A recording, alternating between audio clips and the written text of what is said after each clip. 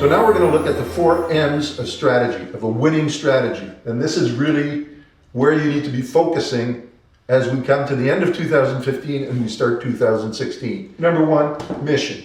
Yeah, you need a mission, but what is the mission supposed to do? It gives you the what and the why. What are we doing? What is the value we're delivering to our clientele? What is the difference we're making in people's lives? What is the service we give to other parts of the organization if we're part of a larger team or organization? So that's the what. The why is why do we do it? That's your passion. That's your raison d'être. That's what motivates you to do it. Next one, we've got mass. I've written it again in French by mistake. I just did this in French too. But so let's erase the E there. But the important point is that, barring this little grammatical mistake, what is mass? Well, that's concentrating your force. That's another key principle of military strategy, and it's also a key principle of business strategy and execution. In order to do that, to concentrate your force, you need to know what your strengths are. What is your center of gravity? What is the most valuable thing that you do and that you can do to affect change, to achieve your objectives? And you need to concentrate and focus on that. You may have to economize in other areas. This, in military strategy terms, is called economy of effort. So you draw forces, you draw capabilities, resources away from lower priority areas. You don't necessarily ignore them, but you draw them away, perhaps momentarily, perhaps permanently, in order to focus and concentrate your forces for the big punch. Maneuver.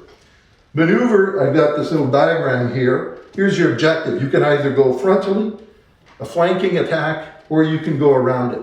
Those are the 3 basic maneuvers. The point here is what you do is you move your forces about on the battlefield, whether it's in business or in war, and the key elements here are the W5. Who, what, where, when, why, and with what are they doing it, with whom are they doing it, and what are the effects they're supposed to achieve. So what you do is you take your mission, and once you've considered where your focus should be, you break it out into a maneuver plan.